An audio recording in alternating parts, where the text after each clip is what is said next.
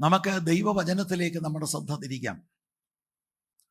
കഴിഞ്ഞ 3 ദിവസം നമ്മൾ ഒരുമിച്ച് ധ്യാനിച്ചത് യോഹന്നാന്റെ സുവിശേഷം 3-ാം അധ്യായത്തിൽ നിന്നാണ്.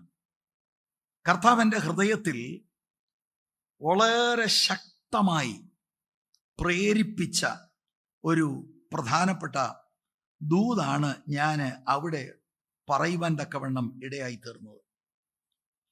3-ാം അധ്യായത്തിൻ്റെ 1 മുതൽ 21 വരെയുള്ള വാക്യങ്ങളിൽ കർത്താവിൻ്റെ ഒരു ഇന്ററാക്ഷനാണ് നമ്മൾ കാണുന്നത്, ഡയലോഗാണ്. 9-ാം വാക്യം കഴിഞ്ഞ് പിന്നെ നിക്കോദിമോസ് സൈലന്റാ, പിന്നീട് കർത്താവാണ് സംസാരിക്കുന്നത് 16-ാം വാക്യം വരെ. അപ്പൊ ഇതിൻ്റെ ഒരു തുടക്കം, ആദ്യത്തെ 3 വാക്യങ്ങളാണ് പ്രധാനമായി 2 ദിവസം നമ്മൾ ചിന്തിച്ചത്. 4 മുതൽ ഉള്ള ചില വാക്യങ്ങൾ 3-ാം ദിവസമായ ഇന്നലെ നമുക്കൊരുമിച്ച് ഒന്ന് ചിന്തിക്കുവാൻ കർത്താവ് കൃപ ചെയ്തു. ആമേൻ ആമേൻ, ഞാൻ നിന്നോട് പറയുന്നു, നീ പുതുതായി ജനിച്ചില്ല എങ്കിൽ ദൈവരാജ്യം കാണുകയില്ല. അതായിരുന്നു വാക്യം. യേശു അവനോട്, ആമേൻ ആമേൻ, ഞാൻ നിന്നോട് പറയുന്നു, പുതുതായി ജനിച്ചില്ല എങ്കിൽ ദൈവരാജ്യം കാണുവാൻ ആർക്കും കഴിയുകയില്ല എന്ന് ഉത്തരം പറഞ്ഞു. നമ്മൾ ഈ കേരളത്തിൽ പാർക്കുന്ന നമുക്ക് ആ ഒരു സ്റ്റേറ്റ്മെന്റ്, നമ്മളത് വായിച്ചിട്ടുള്ളവരാണ്, നമ്മളത് പിന്നെയും കേൾക്കുന്നു. പക്ഷെ നമ്മൾ ആ പശ്ചാത്തലവും കർത്താവ് ഇത് ആരോടാണ് സംസാരിക്കുന്നത് എന്ന കാര്യം വിലയിരുത്തുമ്പോഴാണ് ഇത് ഷോക്കിംഗ് ആണ്. നിക്കോദിമോസ് എന്ന് പറയുന്ന മനുഷ്യൻ അന്ന് വരെ ചിന്തിച്ച ആത്മീക ധാരണകളെയെല്ലാം കർത്താവ് ഈ ഒരൊറ്റ വാക്കിൽ ഷാറ്റർ ചെയ്യാണ്, തകർത്ത് തരിപ്പളമാക്കുകയാണ്. ഞാൻ എൻ്റെ ഭാവനയിൽ ഞാൻ ചിന്തിക്കുന്നത്, ഈ വൃദ്ധനായ മനുഷ്യൻ, 4-ാം വാക്യം പറയുന്ന അദ്ദേഹത്തിന് പ്രായമുണ്ടെന്നാ, ഇദ്ദേഹം എങ്ങനെ അവിടെ നിന്നെന്നാ. ഈ 3-ാമത്തെ വാക്യത്തിന്റെ അടിസ്ഥാനത്തിൽ നേരിട്ട് ഈ മനുഷ്യനോട് കർത്താവ് പറയുന്നത് അദ്ദേഹം ദൈവരാജ്യം, അതായത് ദൈവത്തിന്റെ ഭരണത്തിന് പുറത്താണെന്നാണ്. എന്ന് പറഞ്ഞാൽ അദ്ദേഹം പാപത്തിലാണെന്നാണ്. എന്ന് പറഞ്ഞാൽ ദൈവവുമായിട്ട് അദ്ദേഹത്തിന് വ്യക്തിപരമായ ബന്ധമില്ലെന്ന് നേരിട്ട് പറയാണ്. സമൂഹമാകാനല്ല പറയുന്നത്. അദ്ദേഹത്തെക്കുറിച്ച് സമൂഹത്തിൽ നല്ല അഭിപ്രായമാകാനാണ് സാധ്യതയെന്നാണ് എൻ്റെ വിശ്വാസം.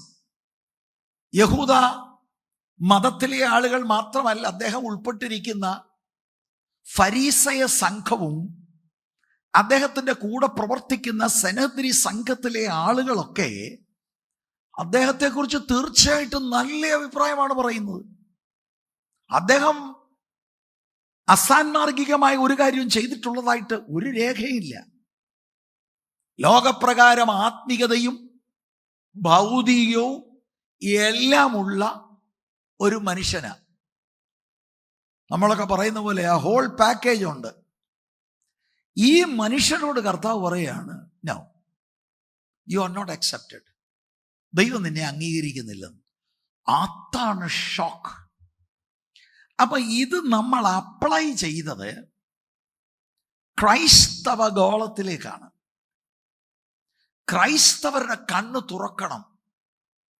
ക്രൈസ്തവ മതത്തിലെ ഒരു ഭാഗമായതുകൊണ്ട് ദൈവം അംഗീകരിച്ചു എന്ന് ആരും ചിന്തിക്കരുത്.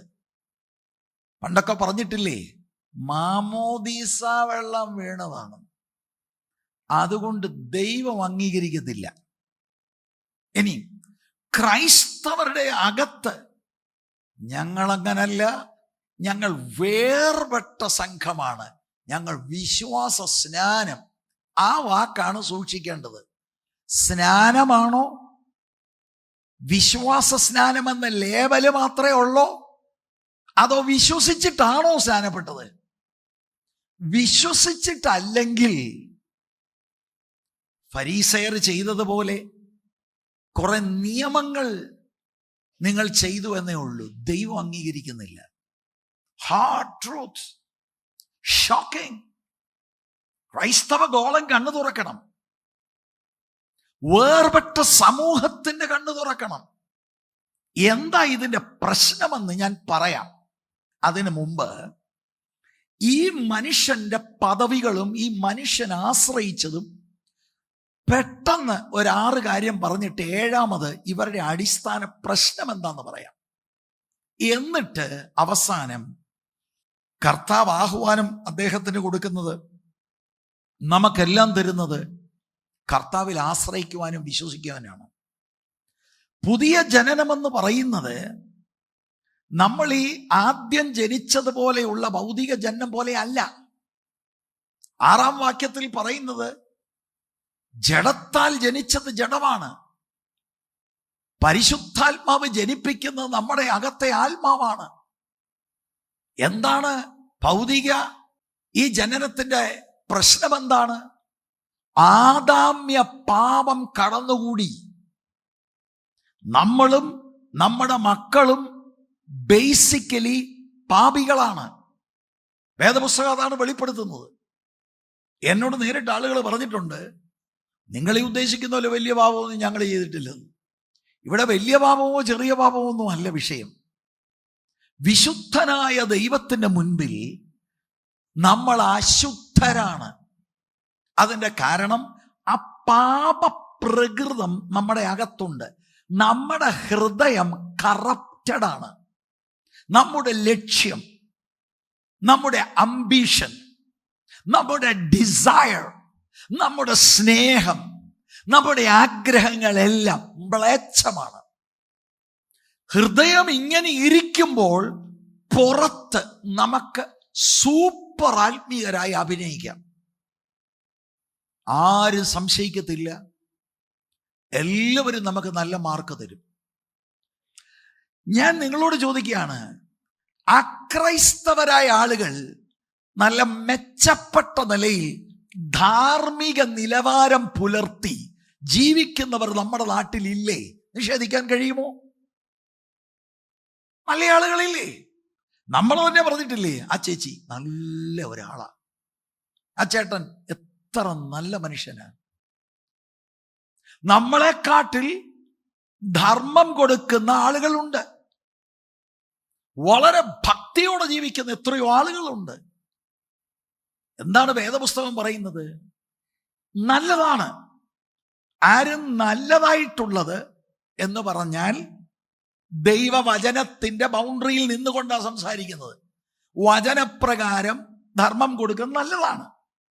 പക്ഷെ ഈ നല്ലതും നന്മയും ചെയ്യുമ്പോൾ അകം മാറിയിട്ടില്ലെങ്കിൽ ദൈവം സ്വീകരിക്കുന്നില്ല. ഇതാണ് ദൂത്. നമുക്ക് നമ്മെ തന്നെ വഞ്ചിക്കാം, ആരും സംശയിക്കത്തില്ല. ഇതാണ് ഈ 3 ദിവസം ടാർഗറ്റ് ചെയ്തത്. ഇതാണ് എൻ്റെ ഹൃദയത്തിൽ കർത്താവ് നിയോഗം തന്നത് തിരുവല്ലയോട് പറയാൻ. അപ്പൊ അക്രൈസ്തവ സമൂഹവും അതിനെ നമുക്ക് ലോകമെന്ന് വിളി, പിന്നെ ക്രൈസ്തവ സമൂഹവും ഞങ്ങളൊന്നുമല്ല, ഞങ്ങൾക്ക് ജീവനുള്ള ദൈവത്തെ അറിയാം. ഓക്കെ, ഹൃദയം മാറിയിട്ടില്ലെങ്കിൽ അപകടമാണ്. അതിനേക്കാൾ ഒരു പടിയുടെ അകത്ത് എന്താണ്? ഞങ്ങൾ വേർപെട്ട സമൂഹമാ. നല്ല കാര്യം, ഞങ്ങൾ സ്നാനപ്പെട്ടു. പക്ഷെ അകത്ത് മാറ്റം വന്നിട്ടില്ലെങ്കിൽ പച്ചയ്ക്ക് പറയുക, നരകത്തിലേ പോകൂ. യേശുവിന്റെ വാക്കാണ്.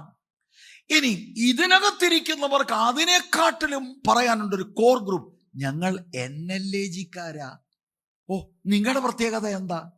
അയ്യോ, ഞങ്ങളെപ്പോഴും ദൈവവചനം, എപ്പോഴും ഞായറാഴ്ച വരുന്നതിന് മുമ്പ് തന്നെ ഒരു അധ്യായം വായിച്ചേച്ചാ വരുന്നത്. കൊള്ളാം. അകം മാറിയിട്ടുണ്ടോ? ഇല്ലെങ്കിൽ സ്നേഹത്തിലാ, പക്ഷെ തീർത്ത് പറയുക, നരകത്തിലേ പോകും. This is the hard truth. ഇതൊരു പാസ്റ്ററും അവരുടെ സമൂഹത്തിൽ പറയത്തില്ല എന്നതാണ് ഞാൻ വിചാരിക്കുന്നത്. പക്ഷെ ഞാൻ സത്യമായിട്ട് നിങ്ങളോട് പറയുന്നു, കാരണം എനിക്ക് നിങ്ങളെ വഞ്ചിക്കാൻ ആഗ്രഹമില്ല, താല്പര്യമില്ല. നിങ്ങൾ സത്യം അറിയണം. പുതിയ ഉടമ്പടിയുടെ പ്രധാനപ്പെട്ട വിഷയം, അകത്ത് ദൈവാത്മാവ് ഒരു മിറക്കിൾ ചെയ്യും. ഒരു ഭയങ്കര അത്ഭുതം ദൈവം ചെയ്യും. പുതിയ ചിന്തകളായി മാറുക, പുതിയ ആഗ്രഹങ്ങൾ, പുതിയ സ്നേഹം, പുതിയ ലക്ഷ്യം. അങ്ങനെ ഹൃദയം മാറ്റിവെക്കുന്ന ഒരത്ഭുതം ദൈവത്തിനുണ്ട്. അപ്പൊ അത് ആലങ്കാരികമായിട്ട് എടുക്കണം. അക്ഷരാർത്ഥത്തിൽ നിങ്ങളുടെ ഹൃദയം വലിച്ചൂരിയിട്ട് കളഞ്ഞ് വേറൊരു ഹൃദയം വെക്കുക എന്ന അർത്ഥമല്ല, ആലങ്കാരിക പ്രയോഗമാണ്. അതിൻ്റെ അർത്ഥം എൻ്റെ ചിന്തകളും ആഗ്രഹങ്ങളും അഭിലാഷങ്ങളും എല്ലാം മാറുകയാണ്. അപ്പൊ അതിൻ്റെ അർത്ഥം പാസ്റ്റർ ഇനിയും പിന്നെ പാപം ചെയ്യത്തില്ലേ എന്നല്ലല്ലോ പറഞ്ഞത്. പുതിയ ഹൃദയം വരുമ്പോഴും നമ്മുടെ അകത്തൊരു ജഡം മനുഷ്യനുണ്ട്. ആ ജഡം മനുഷ്യൻ നമ്മളെ ചിലപ്പോൾ ചിലയിടങ്ങളിൽ പരാജയപ്പെടുത്തിയെന്ന് വരാം, നിർബന്ധമല്ല, വരാം. പക്ഷേ പുതിയ ഹൃദയമുള്ളവൻ ആ പാപത്തെ പകയ്ക്കും. അവൻ ഇഷ്ടപ്പെട്ടതല്ല. He will hate sin. That is one of the mark of a changed heart. ഞാൻ നിങ്ങളോട് ചോദിക്കട്ടെ, ആ പുതിയ ജനനം നിങ്ങൾക്ക് ഉണ്ടായിട്ടുണ്ടോ? Or are you just part of a local church? അത് അപകടമാണ്. ഇസ്രായേലിലെ കടഞ്ഞെടുത്ത ഒരു ഉന്നതനായ വ്യക്തിയാണ് ഒരു രാത്രി കർത്താവിന്റെ അടുക്കൽ വന്ന് നിൽക്കുന്നത്. അദ്ദേഹത്തെ കുറിച്ച് 1-ാമത്തെ വാക്യം പറയുന്നത്, പരീശന്മാരുടെ കൂട്ടത്തിൽ യഹൂദന്മാരുടെ ഒരു പ്രമാണിയായി നിക്കോദിമോസ് എന്ന് പേരുള്ള ഒരു മനുഷ്യൻ ഉണ്ടായിരുന്നു. എന്നിട്ട് 2-ാം വാക്യത്തിൽ അദ്ദേഹം എങ്ങനെയാണ് അവിടെ വന്നത്? ചില അത്ഭുതങ്ങൾ അദ്ദേഹം കണ്ടു. അവൻ രാത്രിയിൽ അവന്റെ അടുക്കൽ വന്ന് അവനോട്, റബി, നീ ദൈവത്തിന്റെ അടുക്കൽ നിന്ന് ഉപദേഷ്ടാവായി വന്നിരിക്കുന്നുവെന്ന് ഞങ്ങൾ അറിയുന്നു. ദൈവം തന്നോടുകൂടെ ഇല്ലെങ്കിൽ നീ ചെയ്യുന്ന ഈ അടയാളങ്ങളെ ചെയ്യുവാൻ ആർക്കും കഴിയുകയില്ല എന്ന് പറഞ്ഞു. അത്ഭുതം കണ്ടു. ആ അടയാളം കർത്താവിലേക്ക് ചൂണ്ടി കർത്താവിന്റെ അടുക്കൽ വന്നു. ഇതാണ് അത്ഭുതത്തിന് ചെയ്യാൻ കഴിയുന്നത്. എന്നിട്ട് കർത്താവിനെ കുറിച്ച് നല്ല കാര്യം പറയുകയാണ്. പക്ഷെ കർത്താവ് അത് മൈൻഡ് ചെയ്യുന്നില്ല. ആ വിശ്വാസം പര്യാപ്തമല്ല, അത് രക്ഷിക്കുന്ന വിശ്വാസമല്ല. അതൊക്കെ ഞാൻ കഴിഞ്ഞ ദിവസങ്ങളിൽ പറഞ്ഞുകൊണ്ട് ഞാൻ അതിനകത്ത് നിൽക്കുന്നില്ല. എന്നിട്ട് കർത്താവ് ഈ 3-ാം വാക്യത്തിൽ, ഞാൻ നിന്നോട് പറയുന്നു, പുതുതായി ജനിച്ചില്ല എങ്കിൽ ദൈവരാജ്യം കാണുവാൻ ആർക്കും കഴിയുകയില്ല എന്ന് പറഞ്ഞാൽ നിനക്കും കഴിയുകയില്ല നിക്കോദിമോസേ എന്നതാണ് അർത്ഥം. ഈ മനുഷ്യൻ യഹൂദ മതത്തിൽപ്പെട്ട ആളെന്ന നിലയിൽ ഇദ്ദേഹത്തിന് ശക്തമായ പാരമ്പര്യമുണ്ടായിരുന്നു. എന്താണ് പാരമ്പര്യം? അവരുടെ വാദം, ഞങ്ങൾ അബ്രഹാമിന്റെ മക്കളാണ്. അവരുടെ വാദം, ദൈവവും ഞങ്ങളുമായിട്ടൊരു ഉടമ്പടി ഉണ്ട്. അതിന്റെ പ്രത്യക്ഷ ചിഹ്നമാകുന്ന പരിച്ഛേദന ഞങ്ങളുടെ ശരീരത്തിലുണ്ട്. പരിച്ഛേദന ഏറ്റയാൾ ഒരിക്കലും നരകത്തിൽ പോകത്തില്ലെന്ന് വിശ്വസിച്ചവരാണ് യഹൂദന്മാർ. അവരെ അങ്ങനെയാണ് പഠിപ്പിച്ചത്. അവർക്ക് പറയാനുള്ളത്, ഞങ്ങൾക്ക് ബൈബിളുണ്ട്, ഞങ്ങൾക്കാണ് ദൈവം ബൈബിൾ തന്നിരിക്കുന്നത്. അങ്ങനെ ഒരു മനുഷ്യനോട് പറയുന്നത്, നീ സ്വർഗത്തിൽ പോകത്തില്ല. നമ്മൾ ഇതൊന്ന് ചിന്തിക്ക്. ഇതാ ഞാൻ പറഞ്ഞത്, ഈ വൃദ്ധനായ മനുഷ്യൻ അവിടെ എങ്ങനെ നിന്നു? ഇത്രയും നാൾ അദ്ദേഹത്തിന് വർഷങ്ങൾ കഴിഞ്ഞു. And he is meeting Christ. One thing I will tell you, if you have an encounter with Christ, I will tell you, he will tell you the truth. ഈ യേശുവിനെ അനുഗമിക്കുന്ന ദൈവത്തിന്റെ ദാസന്മാരാണെങ്കിൽ വ്യാജമല്ല പറയുന്നത്, നിങ്ങളെക്കുറിച്ച് സത്യം പറയും. ആ സത്യം പറയുന്നത് കളിയാക്കാനല്ല, അതാണ് ക്രിസ്തുവിന്റെ സ്നേഹം. That is the love of Christ. നമ്മൾ ഈ സ്നേഹത്തെ പോലും തിരിച്ചറിഞ്ഞില്ല. നമുക്ക് സ്നേഹം നമ്മളെ വെറുതെ കളത്തുക, ഭയങ്കരമായിരുന്നു. ഉച്ചയും കുത്തി നരകത്തിൽ പോകുന്നവരോടും പറയുന്നത് നല്ലതായിരുന്നു. നോ, അത് വ്യാജമാണ്. What is real love? It is telling you the truth. Who is the good doctor? ശരിക്കും ഡയഗ്നോസിസ് നടത്തി മാരക രോഗമുണ്ടെങ്കിൽ, പ്രശ്നമുണ്ടെങ്കിൽ അത് പറയുന്നതാണ്. You have only a week to live, but don't worry, I have a medicine that can rectify this. അതല്ലേ നല്ലത്. അല്ലാതെ ഒരാഴ്ചയുള്ളിൽ ആകാൻ, അപ്പൊ ആളിനോട് പറയാം, കുഴപ്പമില്ല കേട്ടോ, നല്ല വല്ല മേടിച്ച് അങ്ങ് കഴിച്ചു, ഉള്ളി ഓർക്ക് ഒരു കുഴപ്പവും ഇല്ലെന്ന്. ഇയാൾ ഇത് പറഞ്ഞ എന്താ? ഒരാഴ്ച കൊണ്ട് തട്ടിപ്പോവും, അതിന് പറഞ്ഞതാ. യേശുവിന്റെ അടുക്കൽ ഈ മനുഷ്യൻ വന്നു. അയാൾക്കൊരു കാര്യം മനസ്സിലായി, എൻ്റെ പാരമ്പര്യം ഇത് ഇത്രയും നാളുകൊണ്ട് ഒരു രക്ഷയില്ല. ഇതെനിക്ക് ക്രൈസ്തവരോട് പറയാനുണ്ട്, ഇതെനിക്ക് പെന്തിക്കോസുകാരോട് പറയാനുണ്ട്, എനിക്ക് ന്യൂ ലൈഫുകാരോട് പറയാനുണ്ട്. ചിലർക്ക് ഞാൻ 20 വർഷമായി ന്യൂ ലൈഫില്. ഹൃദയം മാറിയോ? അകത്ത് മാറ്റം വന്നോ? ഒരത്ഭുതം അകത്ത് നടന്നോ? That's the point. അത് വളരെ ഷോക്കിംഗ് ആയിട്ടുള്ള കാര്യമാണ് നിക്കോദിമോസിനെ സംബന്ധിച്ചു. രണ്ടാമത്, ഒരു ഫരീസൻ എന്ന നിലയിൽ തീവ്രമായ മതത്തിന്റെ ധാരാളം ആചാരങ്ങൾ അനുഷ്ഠിക്കുന്നവരാണ്. ഒരുപാട് ആചാരങ്ങൾ, ഉപവാസം, പ്രാർത്ഥന, ധർമ്മം കൊടുക്കുക, പിന്നെ ദശാംശം കൊടുക്കുക, എന്തെല്ലാം കാര്യം. ഇതിനകത്തൊക്കെ മുൻപന്തിയിൽ നിൽക്കുന്ന ആള്. ഇങ്ങനെ ഒരു മനുഷ്യനോട് കർത്താവ് പറയുന്നത്, നീ ദൈവത്തിന്റെ ഭരണത്തിന്റെ കീഴിലല്ലെന്ന്. ലോകത്തിൽ ആരിത് പറയും? അദ്ദേഹത്തിന്റെ മതത്തിന് പറയാനുള്ളത് അച്ചാനെ പോലാണ്, നിക്കോദിമോസ് അങ്കിളിനെ പോലാണ്. ഫരീസയർക്കും പറയാനുള്ളത്, ഞങ്ങളുടെ ഇടയിൽ ഒരു ചേട്ടനുണ്ട്, ആ ചേട്ടനെ പോലാണ്. സെനദ്രി സംഘക്കാർക്ക് ഒരുപക്ഷെങ്കിൽ ഇതായിരിക്കും പറയാനുള്ളത്. യേശു നോക്കുമ്പോൾ, നോ, യു ഹാവ് ഫെയിൽഡ്. അതെന്താ? ഇത് മുഴുവനും എക്സ്റ്റേണൽ ആണ്, ബാഹ്യമാണ്. ദശാംശം ആർക്കാ കൊടുക്കാൻ വയ്യാത്തെ? സ്തോത്ര കാഴ്ച ആർക്കാ ഇടാൻ വയ്യാത്തെ? That doesn't make you spiritual. അത് പലപ്പോഴും അകത്ത് നിന്നല്ല. എന്താണ് നമ്മൾ ചിന്തിക്കുന്നത്? ഇവന്മാരും ദശാംശം ചോദിക്കുന്നവരാ. പക്ഷെ ജോസ് ബ്രദറിന്റെ അടുത്ത് വരുമ്പോ എന്താ, ഞാൻ ഒരു 2000 കേട്ടോ, 5000 എഴുതിക്കോണേ. ആ ചിരിയൊക്കെ കണ്ട നമ്മൾ ഓർക്കും, എന്താ ഉള്ളിൽ താല്പര്യമില്ല, പുറത്ത് ആത്മീക വേഷം. ഇതാരുടെ സന്നിധിയിൽ വില പോകുമെന്നായി പറയുന്നത്? ഇതാണ് ഈ മനുഷ്യന് പറ്റിയത്. മാത്രമല്ല, ഇദ്ദേഹം യഹൂദന്മാരുടെ ഒരു പ്രമാണിയാണെന്ന്. സന്നിധി സംഘത്തിൽ മഹാപുരോഹിതനും പിന്നെ 70ഓളം ആളുകളുണ്ട്. കടഞ്ഞെടുത്ത ആളുകൾ, ധനാഢ്യരാണ്, നല്ല നിലയും വിലയും ഉള്ളവരാണ് ഈ കമ്മിറ്റിയിൽ. ഇവരാണ് വാസ്തവത്തിൽ യഹൂദന്മാരുടെ സുപ്രീം കോടതി. അവരുടെ രാഷ്ട്രീയപരമായ കാര്യങ്ങളും മതപരമായ കാര്യത്തിന് ഫൈനൽ തീർപ്പ് കൊടുക്കുന്നത് ഇവരാണ്. ഇവര് പക്ഷേ റോമൻ സാമ്രാജ്യത്തിന് കീഴ്പ്പെട്ടിരിക്കുന്നവരാ. എന്നാലും അവരുടെ സമൂഹത്തിൽ ഈ 70 പേര് ഭയങ്കര വിലയുള്ളവരാ. അതിൽ ഒരാളാണ് നിക്കോദിമോസ്. അദ്ദേഹത്തിന്റെ ഈ വലിയ സ്ഥാനമൊന്നും it did not impress our Lord. അത് ദൈവാനുഗ്രഹത്തിന്റെ ലക്ഷണമായിട്ടല്ല കർത്താവ് കരുതുന്നത്. കർത്താവിനോട് പറയാണ്, you are not in the kingdom. ഭയാനകമാണ് പ്രിയപ്പെട്ടവരെ. നാലാമത്, നേരിട്ട് കർത്താവിന്റെ അത്ഭുതം കണ്ടു. നിങ്ങൾ എവിടെയെങ്കിലും അത്ഭുതം കണ്ടോ? ചിലര് അത്ഭുതം അനുഭവിച്ചവർ കണ്ടേക്കാം, ചിലർ എവിടെയെങ്കിലും പോയി കണ്ടവർ കണ്ടേക്കാം. ചിലര് പിന്നെ അത്ഭുതമാണെന്ന് നമ്മളെ വിശ്വസിപ്പിച്ചവരും അങ്ങനെ കണ്ടവരും ഉണ്ട്. ഇത് പച്ചയ്ക്ക് ദൈവശക്തി വ്യാപരിക്കുന്നത് കർത്താവിന്റെ ശുശ്രൂഷയിൽ കണ്ടതാ, നഗ്ന നേത്രങ്ങൾ കൊണ്ട്. അദ്ദേഹം വന്ന് പറയുന്നത്, ദൈവം അങ്ങയുടെ കൂടെ ഉണ്ട്, അല്ലെങ്കിൽ ഇത് നടക്കത്തില്ല. He saw the power of God. Real, genuine miracle. എന്നിട്ട് അത് കർത്താവിലേക്ക് നയിച്ച് കർത്താവിനെ ഏറ്റുപറയാണ്, റബായ്, ദൈവമാണ് അങ്ങേ അയച്ചിരിക്കുന്നത് ഉപദേഷ്ടാവായി. അദ്ദേഹത്തോട് പറയാ, you go to hell.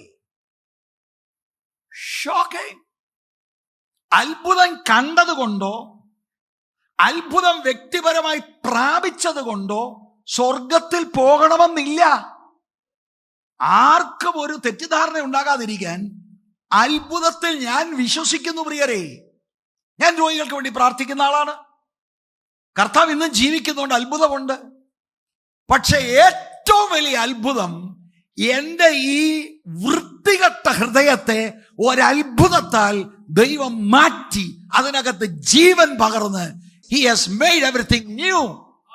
ഒരു ന്യൂ ക്രിയേഷൻ ആക്കി മാറ്റി. അതാണ് അത്ഭുതം. അത് നടക്കാതെ എന്തെല്ലാം അത്ഭുതം നടന്നാല് എന്താണ്? താൽക്കാലികമായി ശരീരത്തിന് സുഖം വരും, പിന്നെ നരകത്തിൽ പോകും, അത്രയേ ഉള്ളൂ. That's the main thing. അദ്ദേഹം നേരിട്ട് കർത്താവ് ചെയ്ത അത്ഭുതങ്ങൾ അത് അടയാളങ്ങളാണെന്നാണ് യോഹന്നാൻ പറയുന്നത്. Pointing towards Christ. And he came right in to the presence of Christ. And praise God. വന്നതുകൊണ്ടാണ് സത്യം മനസ്സിലായത്. അല്ലേ അദ്ദേഹം ഓർത്തേനെയും I am okay. Praise the Lord. കർത്താവ് ആ വിഷയം ചർച്ച ചെയ്യാൻ പോലും എടുത്തില്ലെന്നുള്ളതാണ്. ഇവിടെ ഏത് ശുശ്രൂഷകരായിരുന്നേലും എന്ത് പറഞ്ഞേനെ, ബ്രദറെ യെരൂശലേമിൽ ആർക്കും മനസ്സിലായിട്ടില്ല, എന്നെ മോനെ നിനക്കിത് മനസ്സിലായല്ലോടാ അല്ലേ. കർത്താവ് അത് ചർച്ചയ്ക്കേ എടുത്തില്ല. കർത്താവിൻ്റെ ടാർഗറ്റ് ഇവന്റെ ഹൃദയമാണ്. നീ മാറിയിട്ടില്ല, ഇതെല്ലാം പുറത്താണ്. ഈ വാഗൊണ്ട് ഏറ്റു പറഞ്ഞതും പുറത്താണ്. അകത്ത് ജീസസ് ലോർഡായിട്ടില്ല, ഉപദേഷ്ടാവായിട്ടേ ഉള്ളൂ. നോക്കിയേ നിങ്ങൾ ഈ അപകടം.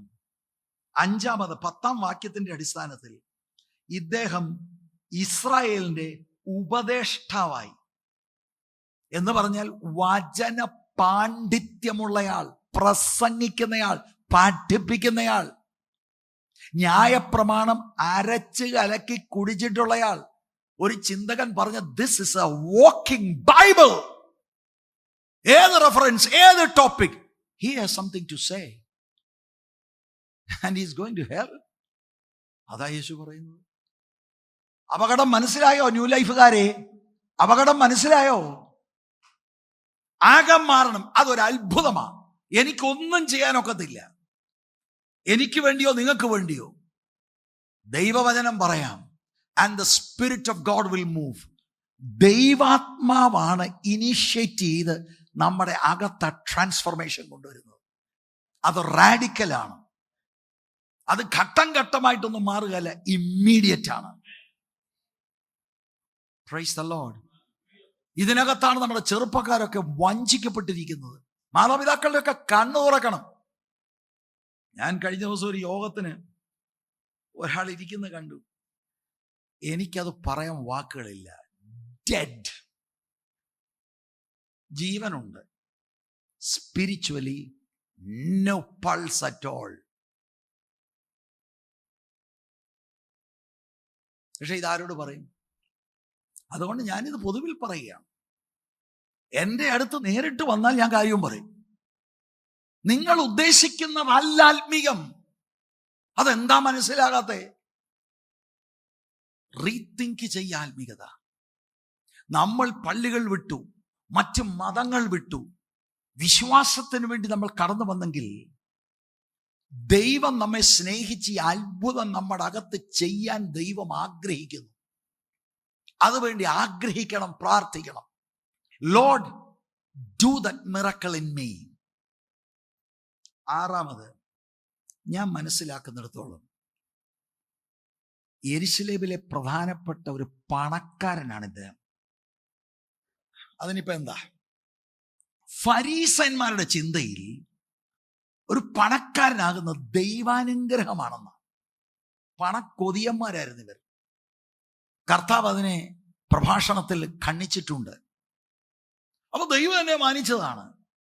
എന്നോട് അങ്ങനെ ആളുകൾ പറഞ്ഞിട്ടുണ്ട്. ഞാൻ ഈ അടുത്ത കാലത്ത് ഒരാളോട് സംസാരിച്ചു പറഞ്ഞു, ഞാൻ ചോദിച്ചു, ദൈവവുമായി വ്യക്തിപരമായി ബന്ധമുണ്ട്? പിന്നെ കാരണം പ്രോസ്പെരിറ്റിയാണ്. പിന്നെ ഇങ്ങനെ വരുമോ? ഏത് നാട്ടിലായത്? ഭാരതത്തിൽ നിന്നുകൊണ്ട് ഒരു കേരളക്കാരൻ പറയാം, ഭാരതത്തിൽ ഏറ്റവും വലിയ പണക്കാരനാരാ? അയാളുടെ വീടോ വീടിന്റെ ആസ്തിയോ വണ്ടിയുടെ എണ്ണമോ നോക്കിയാൽ എവിടെയാ നിങ്ങൾ ഈ പറയുന്ന പണം?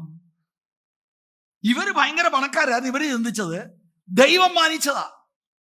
എന്നിട്ട് പണമില്ലാത്തവൻ ശാപത്തില. ഇതായിരുന്നു ഫരീസേന്റെ ചിന്ത. അങ്ങനെ ചിന്തയുള്ളവനോട് പറയാം, no, in the eyes of God you have no relationship with God. എൻ്റെ പ്രിയപ്പെട്ടവരെ, ആ പുറയിലിരിക്കുന്നത് അവരെല്ലാം ഞാൻ പറയാം, രക്ഷിക്കപ്പെട്ടിട്ടുണ്ടോ? നമ്മൾ പറയുന്നത് എന്താന്ന്? കൈ പൊക്കി ഞാൻ മാജിക്കോ, ഇന്ന് മുതൽ യേശുവിനെ എന്താ അത്? വേറെ കുറച്ച് പേര് പറഞ്ഞ് ഞങ്ങൾ സ്നാനപ്പെട്ടു. അകം മാറിയിട്ടില്ലെങ്കിൽ you are in a trap. ഇത് സീരിയസ് ആണ്.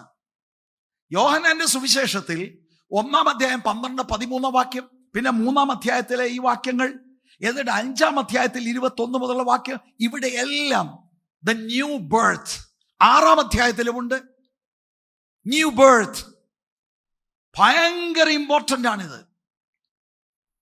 ഇദ്ദേഹം പറയും, കുട്ടിക്കാലം തൊട്ട് എന്താണ് നമ്മുടെ ഭാഷ പറഞ്ഞാൽ സൺഡേ സ്കൂള്, യൂത്ത് മീറ്റിംഗ് എല്ലായിടത്തും ഉണ്ട്. Have you change your heart? ആമേൻ, ആമേൻ.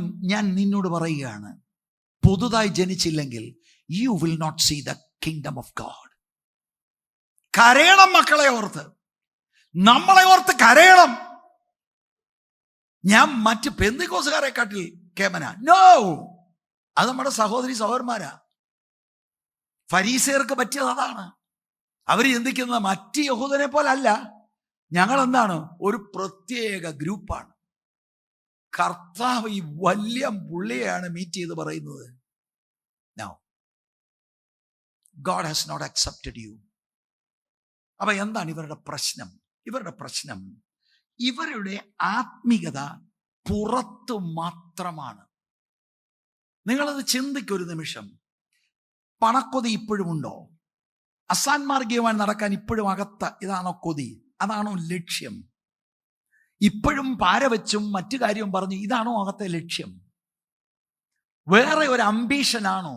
നിങ്ങളുടെ ഉള്ളിലെ ആഗ്രഹമല്ല എന്താ? What is your desire? It is God pleasing or self pleasing? ആ സെൽഫ് സെന്റേർഡ്നെസ്സിൽ നിന്ന് മാറിയിട്ടില്ലെങ്കിൽ അപകടമാണ്. യേശുവിന്റെ മാർഗം, സുവിശേഷം നമ്മളെ ആ സെൽഫ് സെന്റേർഡ്നെസ്സിൽ നിന്ന് ക്രൈസ്റ്റ് സെന്റേർഡ് ആക്കും, വേർഡ് സെന്റേർഡ് ആക്കും. അതാണ് സുവിശേഷം ചെയ്യുന്ന ഏറ്റവും വലിയ കാര്യം. ഞാൻ പിന്നെ ഒരു കാര്യം പറയാം. ന്യൂ ലൈഫിലാകട്ടെ, പെന്തക്കോസ്റ്റലിലാകട്ടെ, ക്രൈസ്തവ ഗോളത്തിലാകട്ടെ, ഒരു ശേഷിപ്പ് കർത്താവിന് എക്കാലത്തിലും ഉണ്ട്. Believe me. നാം ഈ വചനം കേട്ട് അത് ഉൾക്കൊള്ളുന്നവർ ആ ശേഷിപ്പിന്റെ കൂട്ടത്തിലാകണം. ബഹുഭൂരിപക്ഷം ആളുകൾ പോകുന്ന ട്രാക്ക് തെറ്റാണ്. അത് പാസ്റ്റർ ചെയ്യുമ്പോൾ അങ്ങനെ ജഡ്ജ് ചെയ്യുക ആളുകളെ. ഞാനല്ല. മത്തായി 7:13 രണ്ടാം ഭാഗം ഒന്ന് വായിച്ചേ. നാശത്തിലേക്ക് പോകുന്ന വാതിൽ വീതിയുള്ളതും വഴി വിശാലവും അതിൽ കൂടി കടക്കുന്നവർ അനേകരുമാകുന്നു. നാശത്തിലേക്ക് പോകുന്ന വഴി കടക്കുന്ന അനേകർ. ഇത് ആരെക്കുറിച്ച് പറയുകയാണ്? 5-ാം അധ്യായം 20-ാം വാക്യം. നിങ്ങളുടെ നീതി ഫരീസേന്റെ ശാസ്ത്രീയ നീതിയെ കവിയുന്നില്ലെങ്കിൽ നിങ്ങൾ ദൈവരാജ്യത്തിൽ പ്രവേശിക്കത്തില്ല. ഫരീസേനെ കുറിച്ച് പറയുകയാണ്. ഈ പുറംചട്ട ആത്മീകം കളിക്കുന്നവനെ കുറിച്ച് പറയുകയാണ്. ആത്മീകം കളിച്ചു പോകുന്നത് നാശത്തിലേക്കാണ്. ശേഷിപ്പിനെ കുറിച്ചാണ് 14-ാം വാക്യം. അതോടെ മോള് വായിച്ച്. ജീവങ്കലേക്ക് പോകുന്ന വാതിൽ. ആ വാതിലിനെ വിളിക്കുന്നത് ജീവങ്കലേക്ക് പോകുന്ന വാതിൽ. കർത്താവുമായി വ്യക്തിപരമായ ബന്ധമുള്ള ആ അനുഭവം. വാതിൽ കാണിക്കുന്നത് ആ ഇനീഷ്യൽ സ്റ്റെപ്പാണ്. അത് കഴിഞ്ഞിട്ടാണ് വഴി. ജീവങ്കലേക്ക് പോകുന്ന വാതിൽ ഇടുക്കവും വഴി ഞെരുക്കവും ഉള്ളത്. അത് കണ്ടെത്തുന്നവർ ചുരുക്കമത്രേ. അതാണ് ശേഷിപ്പ്. ശക്തമായി കർത്താവ് ഇത് പറയുന്നത് എല്ലാവരോടും കർത്താവിന് അങ്ങ് ഇഷ്ടക്കേടാണ്, ആരെ കണ്ടാലും ടോളറേറ്റ്. അതല്ല, ഇതാണ് കർത്താവിന്റെ സ്നേഹം. കർത്താവ് വന്നത് ഈ പാപികളെ തെരഞ്ഞുകൊണ്ടാണ്. പക്ഷെ ഫരീസയന് പറ്റിയ അബദ്ധം, അവന് പാപബോധമില്ല. അവൻ ചിന്തിക്കുന്നത് എന്റെ സ്വയനീതി കൊണ്ട് ഞാൻ പാസ്സാകും. What A trap.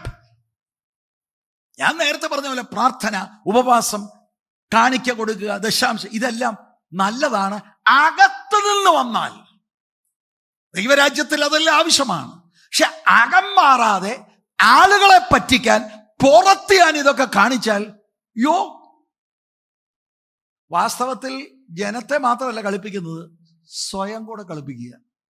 ദൈവം ഇത് അംഗീകരിക്കത്തില്ല. ദൈവം ഇത് അംഗീകരിക്കത്തില്ല. മാറ്. ഈ ഉപദേശങ്ങൾ കേട്ട്, വചനം കേട്ട് എൻ്റെ പ്രിയപ്പെട്ട സഹോദരി സഹോദരന്മാരെ, മാറ്. നാശത്തിലേക്ക് പോകാമെന്ന് ബഹുഭൂരിപക്ഷം ആളുകൾ ഒരു ശേഷിപ്പിന്റെ കൂട്ടത്തിലാകണം. നാശത്തിലേക്ക് പോവാ. നാശത്തിൽ അവിടെ ചെന്ന് കഴിഞ്ഞിട്ട് എന്തെങ്കിലും ചെയ്യാൻ ഒക്കുമോ? It will be too late. അവർ ചിന്തിക്കുകയാണ് അവർ ആത്മീയരാണെന്ന്. മാത്രമല്ല, എന്തോ വലിയ ഞങ്ങൾ ഇത്രയും പേരുണ്ടല്ലോ, കർത്താവ് ഇത്രയും പേരെ കണ്ടാൽ അങ്ങ് ചായത്തില്ല. The hearts must change. യഹൂദന്റെ പ്രശ്നം ഇതാണ്, എക്സ്റ്റേണൽ ആണ് അവന്റെ ആത്മീയത. ഒരു വാക്യം കൂടെ മത്തായി 23:28 വാക്യം ഒന്ന് വായിച്ചേ. മത്തായി 23:28 വാക്യം. അങ്ങനെ തന്നെ പുറമേ നിങ്ങൾ നീതിമാന്മാർ എന്ന് മനുഷ്യർക്ക് തോന്നുന്നു. അതാ, പുറമേ നിങ്ങൾ നീതിമാന്മാരെന്ന് മനുഷ്യർക്ക് തോന്നുന്നു. അതിനാ നമ്മളെല്ലാം ചെയ്തിരിക്കുന്നത്. നമ്മുടെ ഉടുപ്പ്, നമ്മുടെ മട്ട്, നമ്മുടെ രീതികൾ. ആളുകൾ എന്തോ പറയണം, ഭയങ്കര വിശുദ്ധനാകട്ടോ, വിശുദ്ധൻ. പുറമേ നിങ്ങൾ നീതിമാന്മാരെന്ന് മനുഷ്യർക്ക് തോന്നുന്നു, അകമയോ കപടഭക്തിയും അധർമ്മവും നിറഞ്ഞവരത്രേ. ഫില്ല് ചെയ്തിരിക്കുക. ഇതാണ് നിക്കോദിമോസിന്റെ പ്രശ്നം. ഇതാണ് കർത്താവ് ഖണ്ഡിക്കുന്നത്. നീ പുതിയതായിട്ട് ജനിക്കണം എന്ന് പറഞ്ഞ നിക്കോദിമോസ് അകം മാറാതെ ഒന്നാമത്തെ ആ ജനനത്തിൽ നിന്നുകൊണ്ട് അവത്തേൽ അറ്റാച്ച് ചെയ്യുകയാണ്. ഇതല്ല, നോ, ഇറ്റ് ഡസന്റ് വർക്ക്. അകത്ത് ഒരു ഓപ്പറേഷൻ നടക്കണം. അപ്പൊ ഇവിടെ നമ്മൾ കണ്ടത് പുതിയ ജനനത്തിന്റെ ആവശ്യകതയാണ്.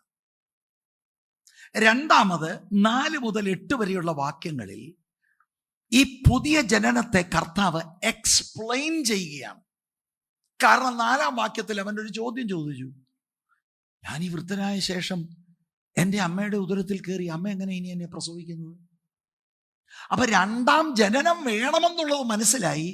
അവന് മനസ്സിലാകാത്തത് ഇതൊരു ആത്മീക ജനനമാണെന്ന് മനസ്സിലായില്ല. അവൻ ഭൗതിക തലത്തിൽ കാണുക. അപ്പൊ കർത്താവ് ഒരു വിമർശനവും ചെയ്തില്ല. 5-ാം വാക്യത്തിൽ 3-ാം വാക്യത്തെ വിശദീകരിക്കുക. നീ ഉദ്ദേശിക്കുന്നതല്ല, ഇതൊരു ആത്മീക ജനനമാണ്.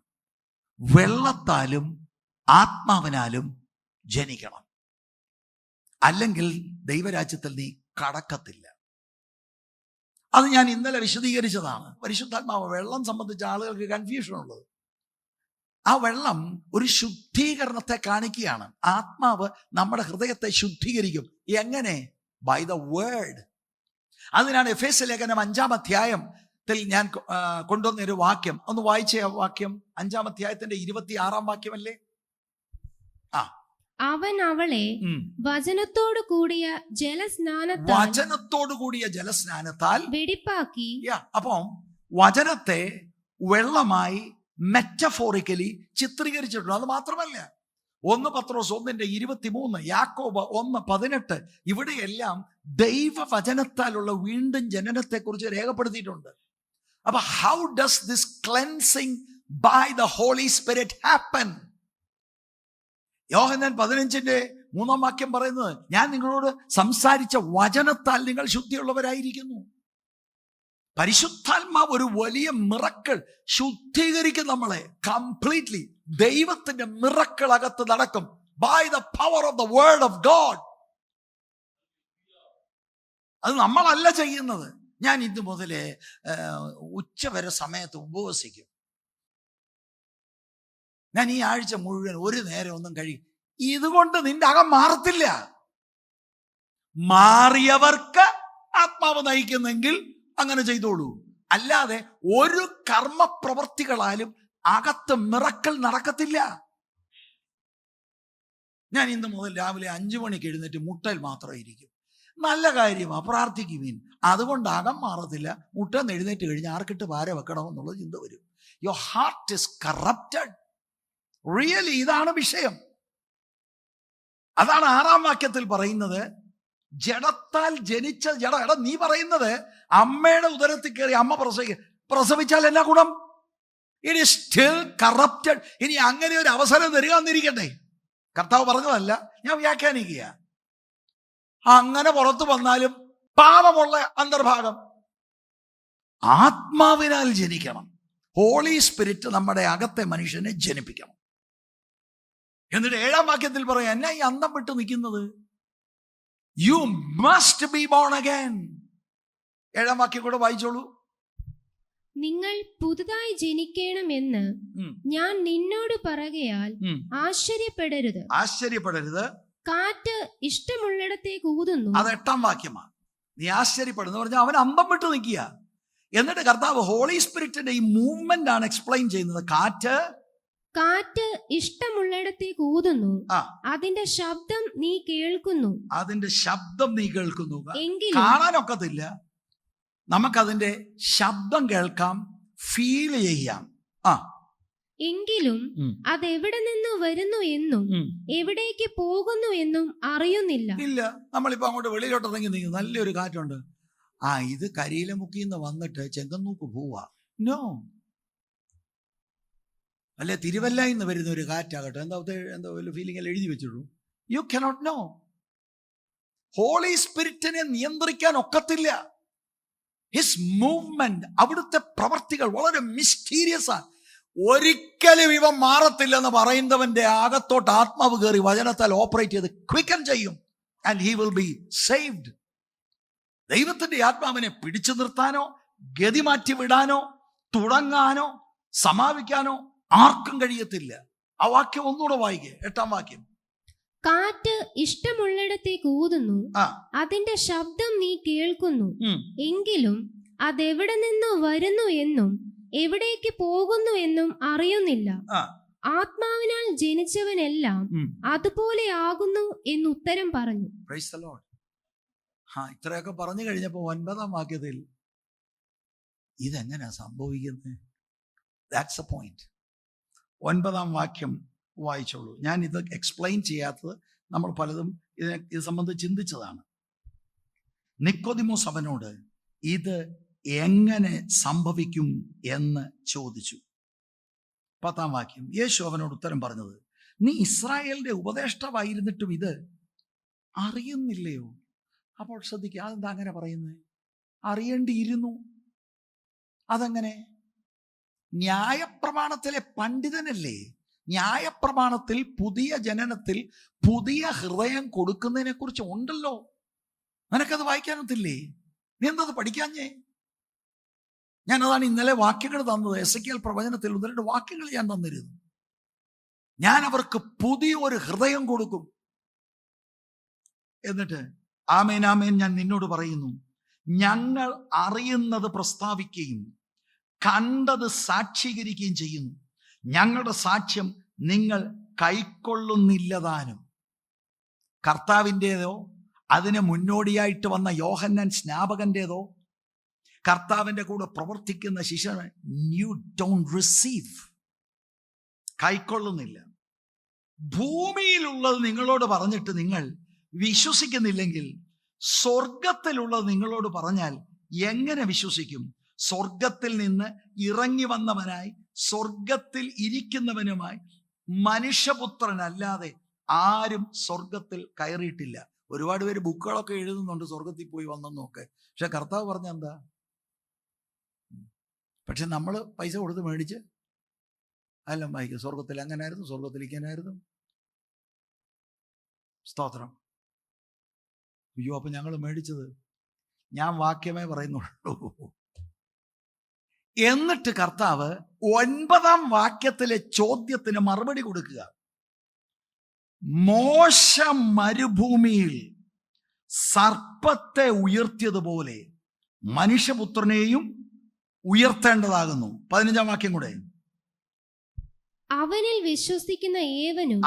വിശ്വസിക്കുന്ന ഏവനും നിത്യജീവൻ പ്രാപിക്കേണ്ടതിന് തന്നെ തന്റെ അത് 16-ാമത്തെ വാക്യമാണ്. 14-ഉം 15-ലും ഒന്നുകൂടെ വായിക്കാം. മോശ മരുഭൂമിയിൽ സർപ്പത്തെ ഉയർത്തിയതുപോലെ മനുഷ്യപുത്രനെയും ഉയർത്തേണ്ടതാകുന്നു. അവനിൽ വിശ്വസിക്കുന്ന ഏവനും നിത്യജീവൻ പ്രാപിക്കേണ്ടതിന് തന്നെ. ഇവിടെയും ഒരു പഴയ നിയമത്തിലെ ഇലസ്ട്രേഷനാണ് കർത്താവ് കൊണ്ടുവരുന്നത്. ഒരു നിലയിലും നിക്കോദിമോസിന് നിഷേധിക്കാനൊക്കത്തില്ല. നിക്കോദിമോസിന് സംഖ്യാപുസ്തകം അറിയാം. നടന്ന ഒരു സംഭവമാണ്. ഇസ്രായേൽ മക്കളുടെ 40 വർഷത്തെ പ്രയാണത്തിന്റെ അവസാന ഘട്ടം വരുമ്പോൾ അവരുടെ ജീവിതത്തിൽ അവിടെ വെച്ചും പാപമുണ്ടാകുന്നു.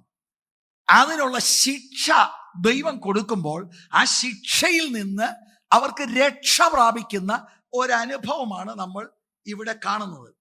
ശരിക്കും കർത്താവ് ഈ ഒരു അനാലജി എടുത്തല്ലോ. മോശ മരുഭൂമിയിൽ സർപ്പത്തെ ഉയർത്തിയ പോലെ, കർത്താവെ ആടായിരുന്നെങ്കിലും വേണ്ട, അത് മതിയായിരുന്നു, സർപ്പത്തെ ഉയർത്തിയ പോലെ മനുഷ്യപുത്രനെ ഉയർത്തേണ്ടതാവും. നിങ്ങൾ പഴയ നിയമം ക്രിസ്തുവിൻ്റെ ആ ചരിത്രത്തിലൂടെ കണ്ണുകളിലൂടെ പുതിയ നിയമത്തിന്റെ വെളിച്ചത്തിൽ വ്യാഖ്യാനിച്ചില്ലെങ്കിൽ ബിഗ് മിസ്റ്റേക്ക്. കർത്താവ് ഈ പഴയ നിയമത്തെ മുഴുവനും കാണുന്നത് പുതിയ നിയമത്തിന്റെ വെളിച്ചത്തില്ല. കർത്താവിലാണ് ഇതിന്റെ എല്ലാം ഫുൾഫിൽമെന്റ്. നമ്മളിങ്ങനെ പഴയ നിയമത്തിലെ കഥകളൊക്കെ പറഞ്ഞ് ഇങ്ങനെ പോകും. But look at how Jesus applies it. സംഖ്യാപുസ്തകം 21:4 മുതൽ 9 വരെയുള്ള വാക്യമാണ്. അവിടെ 1-2 കാര്യങ്ങളാണ് ഞാൻ നിങ്ങളോട് പറയാൻ പോകുന്നത്. ആ 4 മുതൽ 9 വരെ മോളൊന്ന് വായിച്ചാട്ട്, എന്നിട്ട് ഞാൻ ഒരു 2-3-4 കാര്യങ്ങൾ പറയാം. പിന്നെ അവർ ഏദോം ദേശത്തെ ചുറ്റി പോകുവാൻ ഹോർ പർവ്വതത്തെങ്കിൽ നിന്ന് ചെങ്കടൽ വഴിയായി യാത്ര പുറപ്പെട്ടു. വഴി നിമിത്തം ജനത്തിന്റെ മനസ്സ് ക്ഷീണിച്ചു. ജനം ദൈവത്തിനും മോശയ്ക്കും വിരോധമായി സംസാരിച്ചു. മരുഭൂമിയിൽ മരിക്കേണ്ടതിന് നിങ്ങൾ ഞങ്ങളെ മിസ്രയീം ദേശത്തു നിന്ന് കൊണ്ടുവന്നത് എന്തിന്? ഇവിടെ അപ്പവുമില്ല വെള്ളവുമില്ല. ഈ സാരമില്ലാത്ത ആഹാരം ഞങ്ങൾക്ക് വെറുപ്പാകുന്നു എന്ന് പറഞ്ഞു. ഇതാണ് പ്രശ്നം, ഇതാണ് പാപം. അടുത്ത വാക്യം. അപ്പോൾ യഹോവ ജനത്തിന്റെ ഇടയിൽ അഗ്നി സർപ്പങ്ങളെ അയച്ചു. അവ ജനത്തെ കടിച്ചു. ഇസ്രായേലിൽ വളരെ ജനം മരിച്ചു. ദൈവമാണ് അയച്ചത്. ദൈവത്തിന്റെ കോപമാണ് അവിടെ വെളിപ്പെടുന്നത്. പാപം ചെയ്യുന്നവന്റെ മേൽ ദൈവത്തിന്റെ കോപമാണ്. അവര് പാപം ചെയ്ത് മരുഭൂമിയിൽ, ദൈവത്തിന്റെ കോപമാണ് ഇവിടെ പ്രകടമായിരിക്കുന്നത്. ഇതാണ് ഇലസ്ട്രേഷൻ. വായിച്ചോളൂ 7-ാം വാക്യം. ആകയാൽ ജനം മോശയുടെ അടുക്കൽ വന്ന്, ഞങ്ങൾ യഹോവയ്ക്കും നിനക്കും വിരോധമായി സംസാരിച്ചതിനാൽ പാപം ചെയ്തിരിക്കുന്നു. സർപ്പങ്ങളെ ഞങ്ങളുടെ ഇടയിൽ നിന്ന് നീക്കിക്കളവാൻ യഹോവയോട് പ്രാർത്ഥിക്കണം എന്ന് പറഞ്ഞു.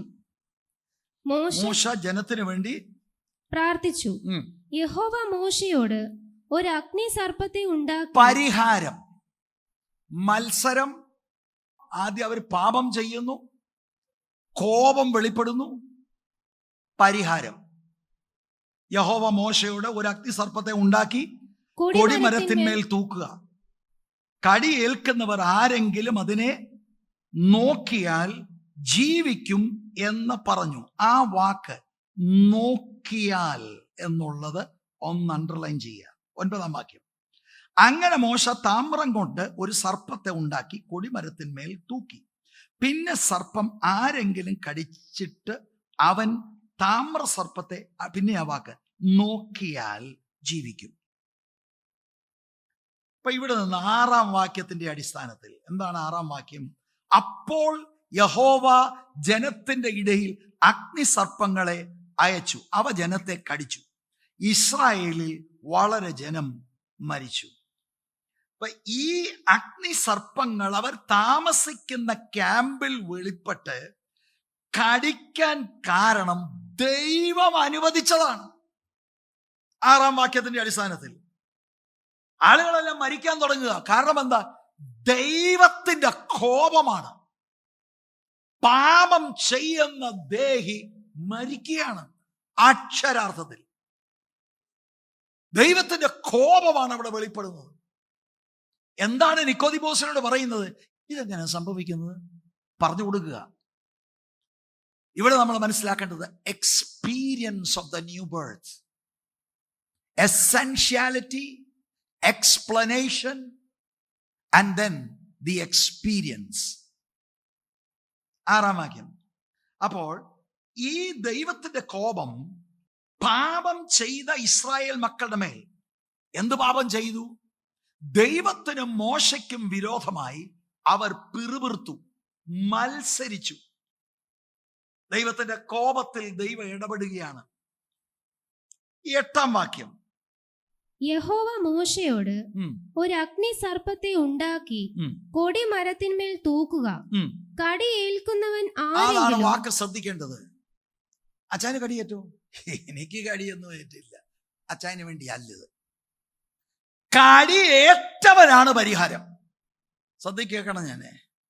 ഞാൻ നീതിമാന്മാരെ അല്ല തിരക്കി വന്നത്, പാപികളെ എന്ന് പറഞ്ഞാൽ അപ്പൊ ലോകത്തിൽ ആരാണ്ട് നീതിമാനുണ്ടോ?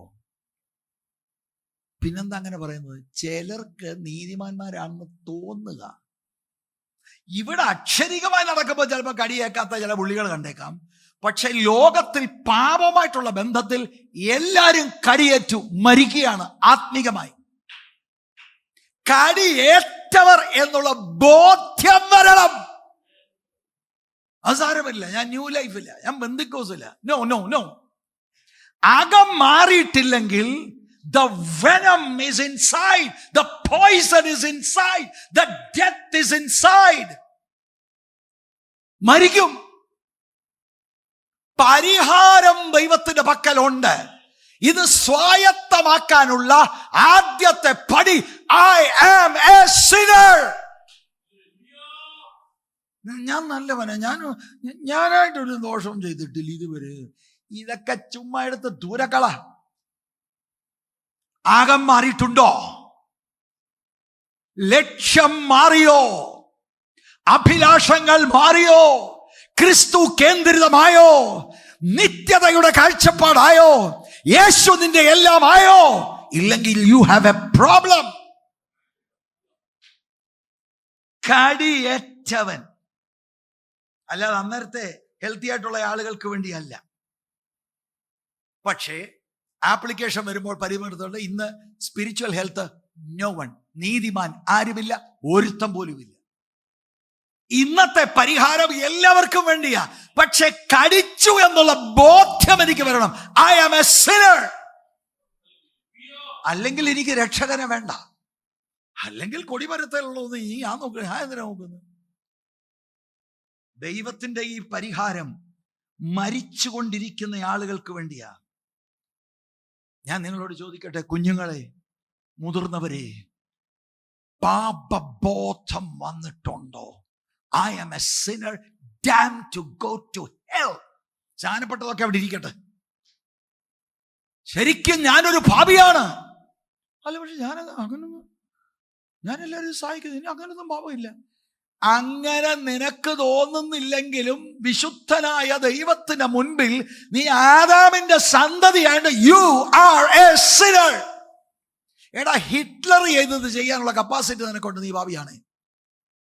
എന്താ ലോകം കണ്ടതിൽ ഏറ്റവും വലിയത്? സദ്ദാമോ ഹിറ്റ്ലറോ ആരുമാകട്ടെ, അത് മുഴുവൻ ചെയ്യാനുള്ള ആന്തരികമായ വിഷം നിന്റെ അകത്തുണ്ട്. ബോധ്യമാണ് വരേണ്ടത് ആദ്യം. A conviction that you are A Sinner. ഈ ഹൃദയം മാറാതെ എനിക്ക് ദൈവവുമായിട്ട് ടച്ചില്ല. കാരണം ഞാൻ ചത്തവനല്ലേ. അതിക്രമങ്ങളിലും പാപങ്ങളിലും മരിച്ചവരാണ് എന്ന് പറഞ്ഞാൽ എനിക്ക് കർത്താവുമായിട്ട് ബന്ധപ്പെടാൻ ഒക്കത്തില്ല, റിയാക്ട് ചെയ്യാൻ ഒക്കത്തില്ല. I M dead. സ്തോത്രം. ആ 8-ാം വാക്യം വായിച്ചേ. യഹോവ മോശയോട് ഒരു അഗ്നിസർപ്പത്തെ ഉണ്ടാക്കി കൊടിമരത്തിന്മേൽ തൂക്കുക. കൊടിമരത്തിന്മേൽ തൂക്കുക എന്ന് വെച്ചാൽ ബ്രോൺസ് കൊണ്ട്, പിച്ചള കൊണ്ട് ഒരു സർപ്പത്തെ ഉണ്ടാക്കി ആകൃതിയിൽ. And lifting it up on a pole high so that all can see in the camp. എന്നിട്ട് കടിയേൽക്കുന്നവൻ ആരെങ്കിലും അതിനെ നോക്കിയാൽ, മോളെ, അതെല്ലാരും ശ്രദ്ധിച്ചു കേൾക്കണം. എല്ലാരും ശ്രദ്ധിച്ചു കേൾക്കണം. സുവിശേഷത്തിന്റെ കാതലായ കാര്യമാണ്. മോളെ ഒന്നുകൂടെ വായിച്ചേ.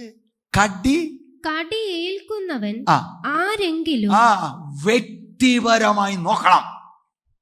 മക്കളെ, പപ്പ രക്ഷിക്കപ്പെട്ടോണ്ട് നീ രക്ഷിക്കപ്പെടത്തില്ല. മമ്മി രക്ഷിക്കപ്പെട്ടോ നിന്റെ ഹൃദയത്തിൽ മിറക്കിൾ നടക്കത്തില്ല. കടിയേറ്റവൻ വ്യക്തിപരമായി നോക്കണം. He must look personally. രക്ഷിക്കുന്ന വിശ്വാസത്തിന്റെ ഒരു പ്രത്യേകതയാണ് വ്യക്തിപരമായി ദൈവം ഒരുക്കിയിരിക്കുന്ന പരിഹാരത്തിന് മേൽ കണ്ണു പതിപ്പിക്കണം. ലുക്ക്. എങ്ങനെയാ വന്ന് ഞങ്ങൾ എല്ലാരും കൂടി ഇങ്ങനെ പോകുന്നു? എന്തോ നമ്മുടെ തൊട്ടടുത്ത പോയേക്കാം. No no.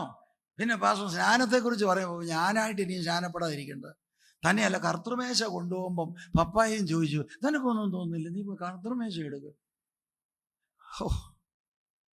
എന്തൊരു പിടിയിലാണ് നമ്മൾ. കർത്തൃമേശയ്ക്കാണോ സ്നാനപ്പെട്ടത്? സ്നാനപ്പെട്ടത് കർത്തൃമേശയ്ക്കാ. കർത്തൃമേശ എടുത്തത് സ്നാനപ്പെട്ടുകൊണ്ട്. Where is Christ? കടിയേറ്റു എന്ന ബോധ്യം വന്ന് ചാകാൻ പോവുക. You will die in your sin. പരിഹാരമായി വെച്ച ഈ പരിഹാരത്തിന് മേൽ, പരിഹാരം എന്താ നമുക്കറിയാം, ഇതുപോലെ മനുഷ്യപുത്രനെ ഉയർത്തണം. കർത്താവായ യേശു ക്രിസ്തു കാൽവറിയിൽ യാഗമായ കാര്യമായി പറയുന്നു. അങ്ങോട്ട് വ്യക്തിപരമായി ഈ പരിഹാരം സ്വായത്തമാക്കാൻ have you looked? ഈ ലുക്കിനെ എങ്ങനെ വ്യാഖ്യാനിക്കുന്നത്? ആ കൈ അവിടെ വെച്ച് 3-ാം അധ്യായം യോഹന്നാന്റെ 15-ാം വാക്യം.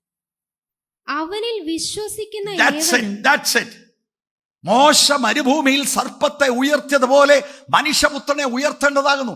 അവനിൽ വിശ്വസിക്കുക. പഴയ നിയമത്തിൽ ലുക്ക്, നോക്കുക എന്ന് പറഞ്ഞാൽ ബിലീവിങ്.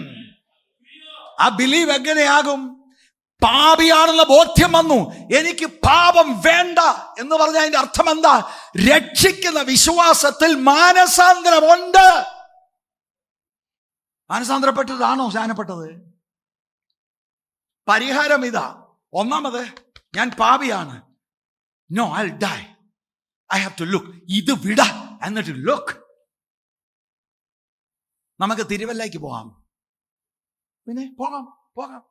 ഇവിടെ നിന്നുകൊണ്ട് ഞാൻ ഞങ്ങൾ പറയാം, തിരുവല്ലയ്ക്ക് പോകാം.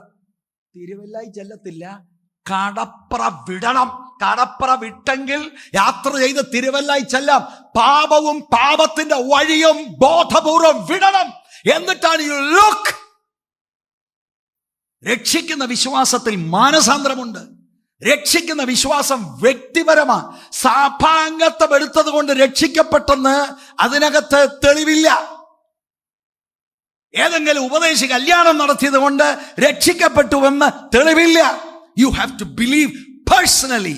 അങ്ങനെ ബിലീവ് ചെയ്യുന്നെങ്കിൽ ഈ പരിഹാരത്തെക്കുറിച്ച് നമുക്ക് മനസ്സിലാകണം. കർത്താവായ യേശു ക്രിസ്തു ആരാണ്, അവിടുന്ന് എന്താണ് ചെയ്യുന്നത് എന്ന് എനിക്ക് അറിയത്തില്ലെങ്കിൽ ഞാൻ എന്താണ് വിശ്വസിക്കുന്നത്? Praise the Lord. നോക്കുന്നവർ. 8-ാം വാക്യം ഒന്നുകൂടെ.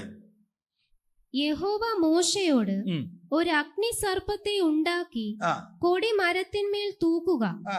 കടി ഏക്കുന്നവൻ ആരെങ്കിലും അതിനെ നോക്കിയാൽ ജീവിക്കും എന്ന് പറഞ്ഞു. നിത്യജീവൻ. പുതിയ നിയമത്തിന്റെ ഭാഷയിൽ നിത്യജീവൻ. ഇവിടെ പറയുന്നത് അക്ഷരീകമായ ജീവൻ. സൗഖ്യം കിട്ടും, ശരീരത്തിൽ സൗഖ്യം ഉണ്ടാവും. വ്യാഖ്യാനം എന്താണ്? ഇതെന്തിന്റെ നിഴലാണ്? യേശുക്രിസ്തുവിലൂടെ വിശ്വസിക്കുന്നവർക്ക് ലഭിക്കുന്ന നിത്യജീവൻ. 16-ാമത്തെ വാക്യം എന്താണ്? തന്റെ ഏകജാതനായ പുത്രനിൽ വിശ്വസിക്കുന്ന ഏവനും നശിച്ചു പോകാതെ നിത്യജീവൻ പ്രാപിക്കേണ്ടതിന് ദൈവം അവനെ നൽകുവാൻ തക്കവണ്ണം ലോകത്തെ സ്നേഹിച്ചു.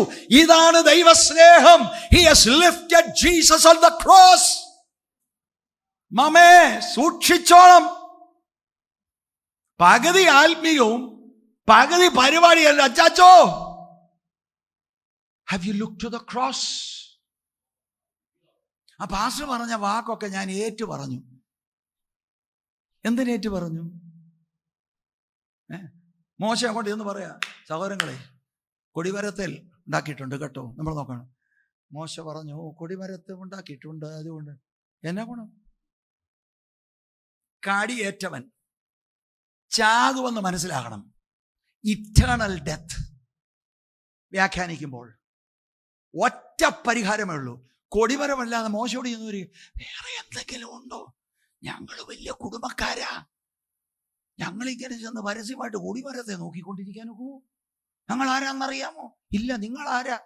അയ്യോ, തോമാസ് ലയ്യ വന്നപ്പോ ഞങ്ങളുടെ വീട്ടിൽ കയറി അയച്ചൊരു കാപ്പി കുടിച്ചത്. പക്ഷെ എന്താ ചെയ്യുന്നത്?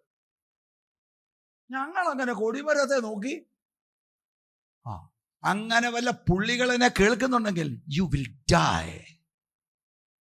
ദൈവം 2 കാര്യങ്ങൾ, ഓപ്ഷൻസ് ഇല്ല. ഒറ്റ വഴിയേ ഉള്ളൂ. മറ്റൊരുത്തനിലും രക്ഷയില്ല. നാം രക്ഷിക്കപ്പെടുവാൻ ആകാശത്തിന്റെ കീഴിൽ മനുഷ്യരുടെ ഇടയിൽ നൽകപ്പെട്ട ഒറ്റ നാമമേ ഉള്ളൂ. ദൈവത്തിനും മനുഷ്യർക്കും മധ്യത്തിൽ there is only one mediator, the Lord Jesus Christ. You want to be saved? You want to go to heaven? Look. ദൈവം വെച്ച ഒറ്റ വഴി. അപ്പൊ ഈ ലുക്കിനകത്ത് എന്താ? ശ്രദ്ധിക്കണം, മോശയല്ല പരിഹാരം, ദൈവമാണ് പരിഹാരം. ദൈവത്തിന്റെ കോപം നിമിത്തമാണ് ഈ പാമ്പിന്റെ കടിയേറ്റത്. ആ കോപത്തിനുള്ള പരിഹാരം ദൈവമാണ് വെക്കുന്നത്. മോശ എന്ന് പറയുന്നത് ഹിസ് ജസ്റ്റ് അനൗൺസിങ് ഇറ്റ്. ഒരു പാസ്റ്റർ കൈവച്ച് പ്രാർത്ഥിച്ചാലൊന്നും ഒന്നും നടക്കത്തില്ല ഇൻ റിഗാർഡ് ടു സിൻ. നോക്കിക്കേ എന്ത് കാര്യങ്ങളാണ് ഇതിനകത്ത് ഉള്ളത്. Price the Lord. ഇന്ന് പകൽക്കാലം ഞാൻ ഈ മെസ്സേജ് ഒരു കൺക്ലൂഷനിലേക്ക് കൊണ്ടുവരികയാണ്. നിക്കോദിമോസ് എന്ന് പറയുന്ന പരമഭക്തനോട് അവന് മനസ്സിലാക്കുന്ന ഭാഷയാണ്. നമുക്ക് ഇച്ചിരി ഡിഫിക്കൽട്ടസ്.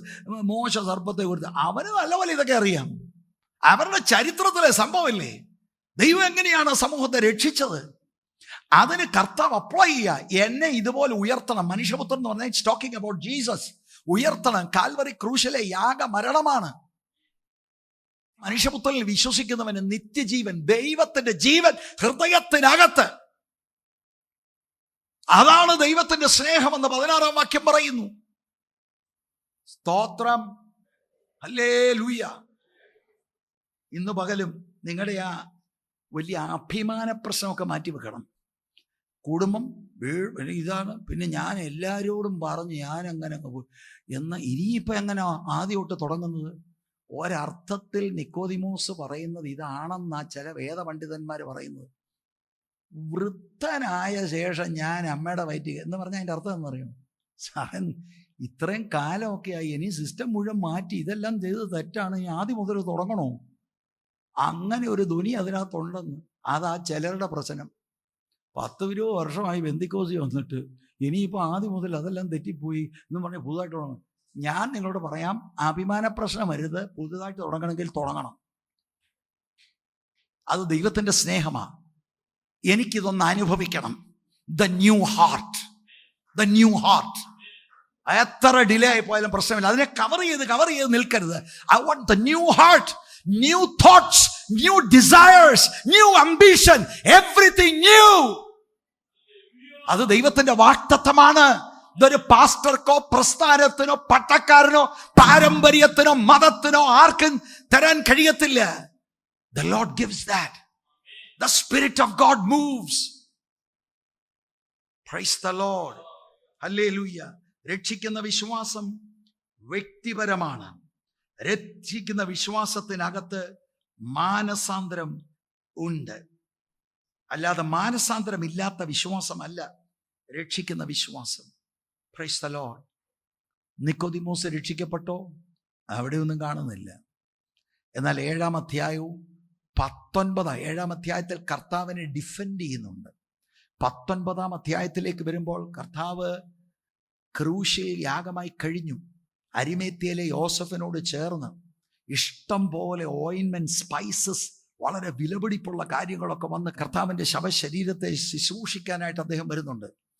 ചില ആളുകൾ പറയുന്ന ലക്ഷക്കണക്കിന് ഡോളർ വിലയുള്ള കാര്യവുമായിട്ടാണ് അദ്ദേഹം വന്നിരിക്കുന്നത്. ഭയങ്കര പണക്കാരനാണ്. ആ സൂചനകൾ കാണിക്കുന്നത് അദ്ദേഹം കർത്താവിൻ്റെ അനുയായിയായി തീർന്ന് കാണുമെന്നാണ്.